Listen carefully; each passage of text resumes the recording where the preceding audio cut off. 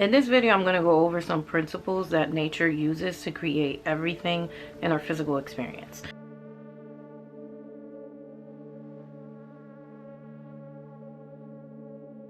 So Deepak Chopra, who is the author of this book that I'm going to be referencing, refers to them as spiritual laws.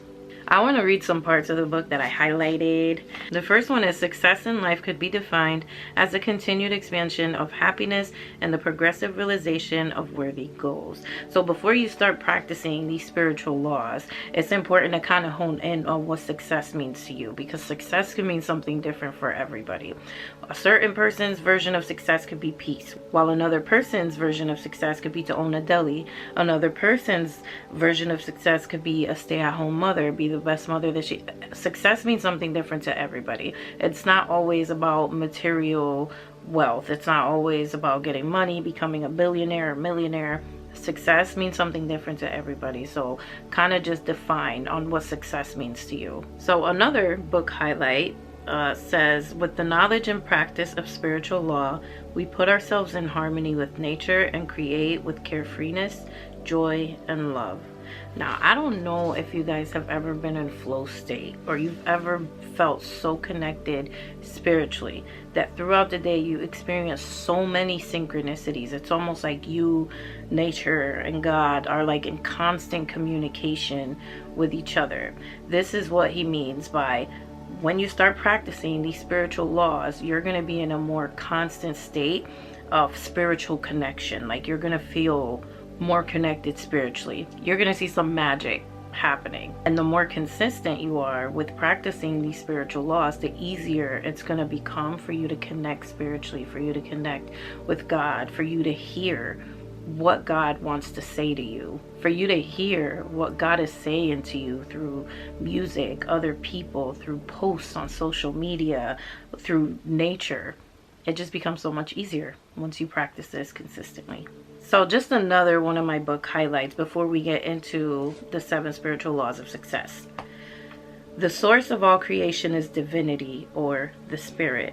The process of creation is divinity in motion, or the mind. And the object of creation is the physical universe, which includes the physical body. So basically, body, mind, and spirit. Okay, so let's quickly go over what these spiritual laws are. And I say quickly because I have a newborn. I have a 2-month-old, and he's literally laying right there on my bed. And I just know he's about to wake up soon, so I have to kind of rush through these. So the first spiritual law is the law of pure potentiality. He writes: the source of all creation is pure consciousness, pure potentiality seeking expression from the unmanifest to the manifest. And when we realize that our true self is one of pure potentiality, we align with the power that manifests everything in the universe. So just think of this field of pure potentiality as the spiritual world. So there is something very spiritual that is trying to find expression through your physical vessel. So when you get these ideas to start something new, when you get this idea to all of a sudden become a philanthropist, start helping people, when you receive these downloads of information, this is information that's coming from the field of pure potentiality. This is the spiritual realm. And that continuous spiritual alignment, when you feel really, really, really good, and you have these heightened states of love, joy, these heightened states of good emotion, that right there connects you to the spiritual realm. That right there connects you to this field of pure potentiality. The second law is the law of giving. The universe operates through dynamic exchange. Giving and receiving are different aspects of the flow of energy in the universe. And in our willingness to give that which we seek, we keep the abundance of the universe circulating in our lives. So this law is basically referred to as the law of equal give and take. I don't know if you've ever been in a connection where you're just giving, and the other person is just taking, and then you start to feel very depleted. You just do not feel right in this connection anymore because it's not an equal give and take connection. So it's the same concept. Basically, everything has to be equal give and take with the universe. Now, your intention when you do give has to be pure. you have to give from a space of love because you want to see other people happy, not give because you want to get something in return. So law number 3 is the law of karma, or the law of cause and effect. Every action generates a force of energy that returns to us in like kind. What we sow is what we reap. And when we choose actions that bring happiness and success to others, the fruit of our karma is happiness and success. I feel like this one's kind of pretty self-explanatory. The law of karma, what you put out into this world is what you will get in return. Cause and effect. Also think about the seeds that you're planting into your subconscious mind. Your mind does not care what you plant in it. You are going to reap what you sow. Whether you're planting poison or whether you're planting fruit, you will always reap what you sow. This is the reason why becoming a more conscious and aware human being would be beneficial for your evolution. So you could become more aware of the choices that you're making, the thoughts that you're thinking, the emotions that you're feeling. Becoming aware of the energy that you're putting out into this world, the energy that you have going on inside of your inner world. So law number 4 is the law of least effort. And he states, nature's intelligence functions with effortless ease, with carefreeness, harmony, and love. And when we harness the forces of harmony, joy, and love, we create success and good fortune with effortless ease. So I actually got this law confused with the law of detachment. So I highlighted a few sentences and I'm just going to read from the book. It says, this law is based on the fact that nature's intelligence functions with effortless ease and abandoned carefreeness. If you observe nature at work, you will see that least effort is expended. Grass doesn't try to grow, it just grows. Fish don't try to swim, they just swim. Flowers don't try to bloom, they just bloom. Least effort is expended when your actions are motivated by love, because nature is held together by the energy of love. When you seek power and control over other people, you waste energy. When you seek money or power for the sake of ego, you spend energy chasing the illusion of happiness instead of enjoying happiness in the moment.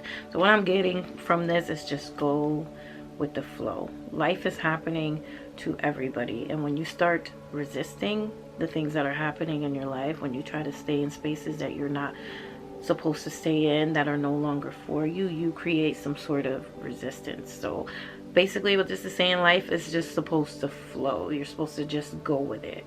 The 5th spiritual law is the law of intention and desire. Inherent in every intention and desire is the mechanics for its fulfillment. Intention and desire in the field of pure potentiality have infinite organizing power. And when we introduce an intention in the fertile ground of pure potentiality, we put this infinite organizing power to work for us. So remember when we were talking about the law of pure potentiality, which is the first law. So in this law, we're talking about the spiritual realm and how we have to connect spiritually in order to bring things from the spiritual world down here. In order for spiritual things to find expression through our physical vessel, in order for us to ground that energy.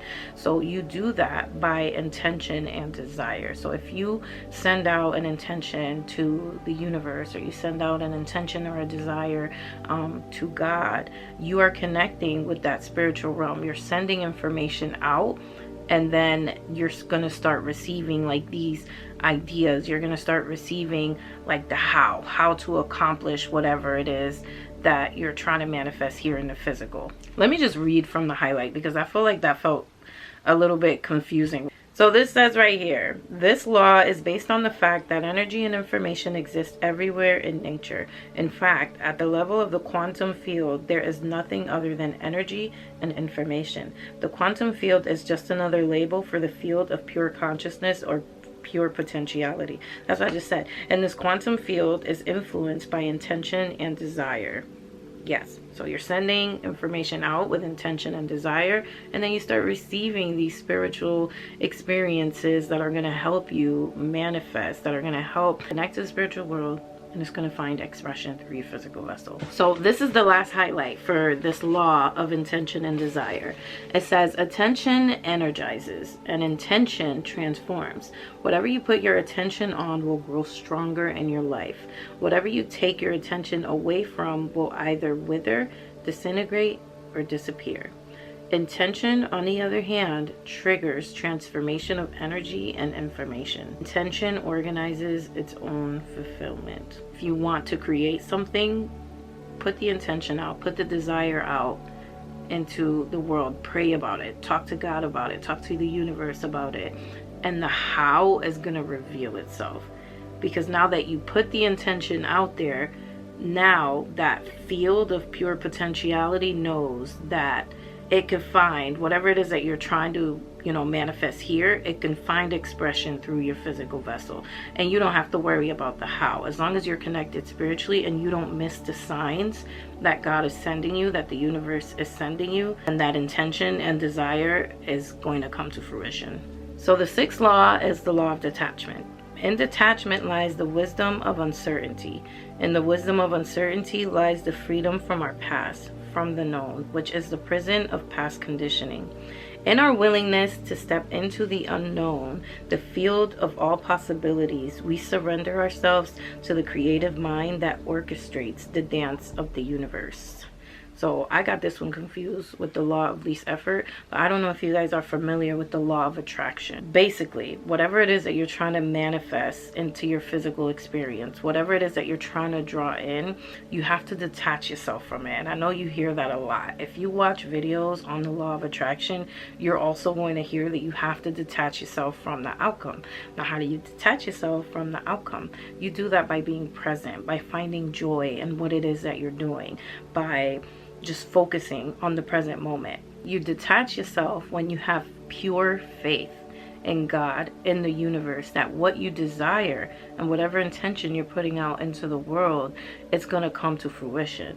When you have that unwavering faith that it's already yours, it's going to make manifest. You don't have to worry about how it's going to come into your experience. All you have to worry about is about staying present, staying here in the now, staying joyful, experiencing these heightened states of emotion like gratitude, joy, love. Keep working on yourself, keep working on your energy, on your frequency, and whatever you're asking for, you're gonna draw it in. It's gonna happen.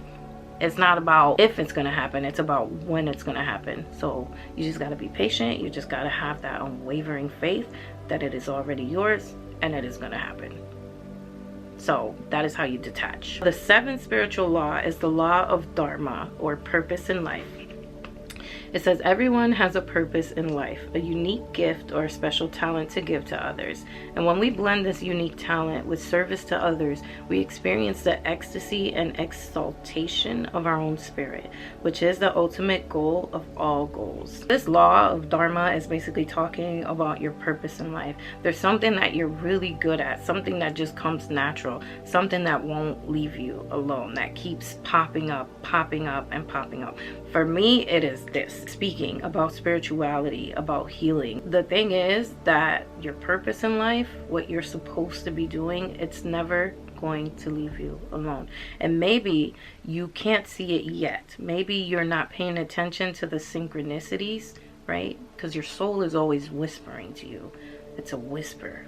When you're able to quiet down the noise of the world, you'll be able to kind of tune into what that is, what your purpose is, what your soul is trying to communicate to you. Your soul is always trying to align you to your path, to what it is that you're here to do. For me, my purpose, my life path, what I know that I'm here to do, ended up being the thing that I'm the most afraid of doing. It's usually hiding behind that, behind what you're most afraid of stepping into. Once you find what it is that you're good at, what it is that comes natural to you, what it is that you're here to do, pair that with how you can be in service to others. That is your purpose. That is your life path right there. Now, I want to finish this video off by reading this last part of the book that I thought was so profound. It says here, the existence of ours is as transient as autumn clouds. To watch the birth and death of beings is like looking at the movements of a dance. A lifetime is like a flash of lightning in the sky, rushing by like a torrent down a steep mountain. I love that. I thought that part was so profound, and it's even on page 111. So I was like, that is my sign. I need to read this. But anyways, if you made it to the end of this video, thank you so much for watching. I hope that something in this video resonated. I really love this book, The 7 Spiritual Laws of Success by Deepak Chopra, and I always recommend it to other people. Thank you so much for watching, and